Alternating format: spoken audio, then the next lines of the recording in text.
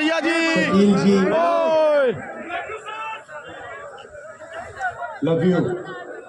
अधीर ji, stage पे Congress party के सब वरिष्ठ नेता, अरे यार यहाँ इतना गठबंधन के नेता, हमारे प्यारे कार्यकर्ता भाइयों और बहनों, आप सबका यहाँ बहुत बहुत स्वागत, नमस्कार।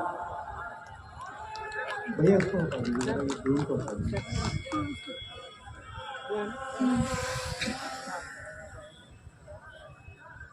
पिछले साल कन्याकुमारी से कश्मीर तक हम भारत जोड़ो यात्रा पे चले। 4000 किलोमीटर समुद्र से हिमालय तक ये यात्रा चली और बहुत सारे लोगों ने रास्ते पर हमें पूछा, इस यात्रा का लक्ष्य क्या है और इस यात्रा को आप पैदल क्यों कर रहे हो।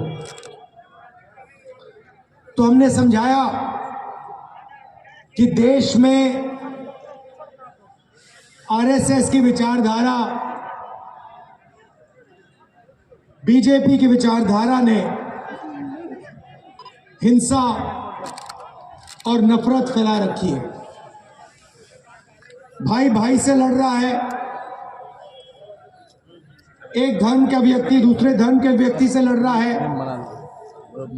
भाषाओं के बीच में लड़ाई हो रही है, एक जात दूसरी जात से लड़ रही है। और हम चाहते थे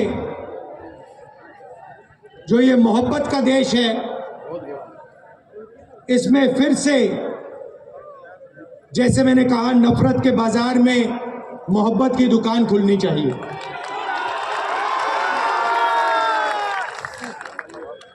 यात्रा में हम लाखों लोगों से मिले। सेल्फी का जमाना है तो हजारों लोगों के साथ सेल्फी हुई। 7 घंटे हम चलते थे, किसानों से, मजदूरों से, स्टूडेंट से, माताओं बहनों से बातचीत होती थी। उनके दिल में जो दर्द था, जो कठिनाइयां थी, वो हमें बताते थे। और शाम को 15 मिनट 20 मिनट के लिए हम अपनी बात रखते थे। और हिंदुस्तान की राजनीति पर यात्रा का बहुत बड़ा असर पड़ा। एक विचारधारा जो बीजेपी देश के सामने रोज रखती है, नफरत, हिंसा, उसके खिलाफ एक और नया विजन, एक नई विचारधारा खड़ी हुई, मोहब्बत की। आप जानते हो, नफरत को नफरत नहीं काट सकती। जितनी भी कोशिश कर लो, नफरत को नफरत नहीं काट सकता है। नफरत को सिर्फ मोहब्बत और प्यार काट सकते हैं। तो जिस तरफ वो नफरत की बात करते हैं, देश को बांटने की बात करते हैं, दूसरे तरफ हम मोहब्बत, इज्जत, भाईचारे की बात करते हैं। जब हमने यात्रा खत्म की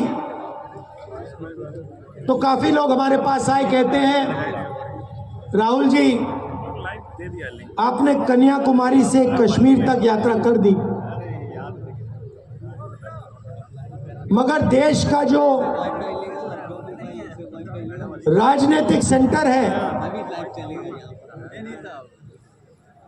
सोशल जस्टिस का जो सेंटर है, जहां से सामाजिक न्याय की लड़ाई शुरू होती है, वहां से तो आपकी यात्रा गई नहीं। बिहार से आपकी यात्रा गई नहीं, असम से आपकी यात्रा गई नहीं। तो बहुत लोगों ने हमें कहा कि एक यात्रा नॉर्थ ईस्ट से लेकर महाराष्ट्र तक होनी चाहिए। और हमने बात मान ली, इसीलिए आज हम आपके सामने खड़े हैं। बिहार में से अब ये यात्रा,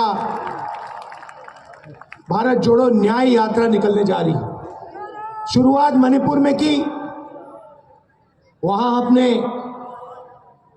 बीजेपी की जो विचारधारा है उसको अपनी आंखों से देखा। मणिपुर को 2 भागों में बांट दिया है, भाई को भाई से लड़ा दिया है, और पूरा प्रदेश 6-7 महीने से जलता जा रहा है। दुख की बात है कि हिंदुस्तान के प्रधानमंत्री आज तक मणिपुर नहीं गए। शर्म की बात है।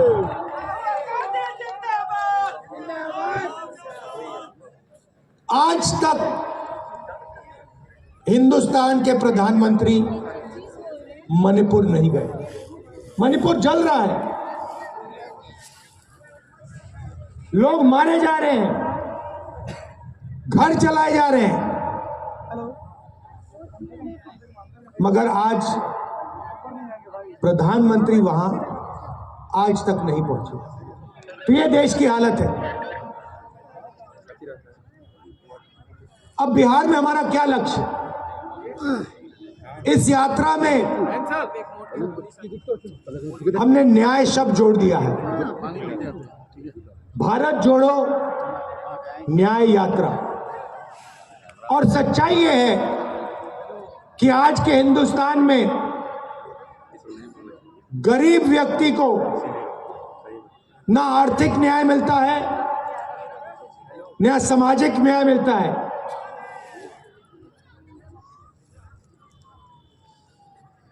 तो इसलिए हमने न्याय की बात जोड़ी है। मोदी जी की सरकार में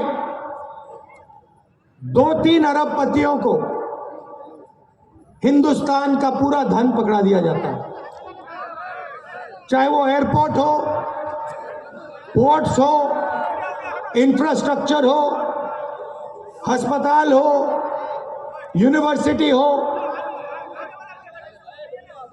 सारा का सारा 2-3 बड़े उद्योगपतियों को पकड़ा जाता है।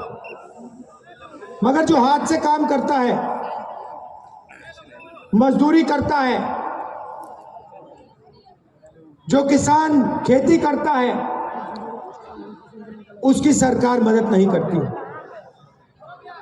उसके लिए बैंक के दरवाजे बंद हैं और उसके लिए नोटबंदी और जीएसटी है। अरबपतियों के लिए बैंक के दरवाजे खुले, प्रधानमंत्री का अफसर खुला, का ऑफिस खुला,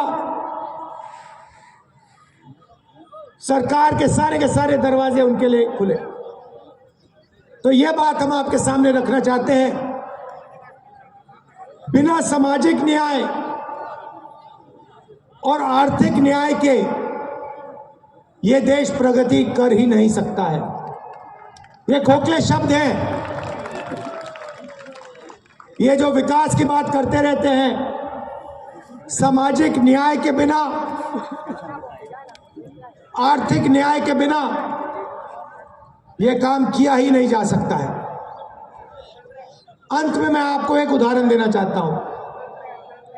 पूरा देश जानता है कि देश में सबसे बड़ी आबादी ओबीसी वर्ग की होती है। तकरीबन 50% ओबीसी वर्ग की आबादी है। 15% दलित है, 12% आदिवासी हैं, तकरीबन 15% माइनॉरिटी है। यह सच्चाई है देश की। यहां जो ओबीसी वर्ग के लोग बैठे हैं, मैं आपको बताना चाहता हूं कि हिंदुस्तान की सरकार को 90 आईएएस अफसर चलाते हैं। देश का पूरा बजट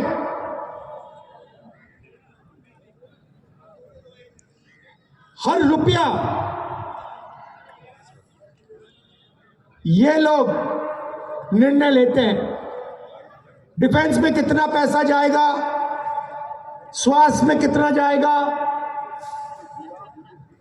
किसानों को कितना मिलेगा, ये 90 अफसर ये सारे निर्णय लेते हैं। इनके बिना बजट का 1 रुपया नहीं बांटा जा सकता। और मैं बिहार के ओबीसी से कहना चाहता हूं, पिछड़े वर्ग के लोगों से कहना चाहता हूं, इन 90 अफसरों में से ओबीसी वर्ग के सिर्फ 3 हैं। और अगर बजट में 100 रुपए बांटा जाता है तो ओबीसी वर्ग के अफसर सिर्फ 5 रुपए बांटते हैं। यह सच्चाई है। और ये ओबीसी वर्ग के साथ हो रही है, दलित वर्ग के साथ हो रही है, आदिवासी वर्ग के साथ हो रही है। इसलिए हमने सामाजिक न्याय का सबसे क्रांतिकारी काम करने का निर्णय ले लिया है। भाइयों और बहनों,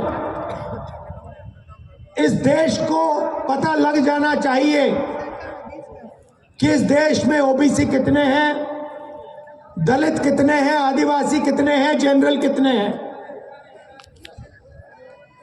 उस काम को करने के लिए जाति जनगणना की जरूरत है। जाति जनगणना एक क्रांतिकारी कदम है।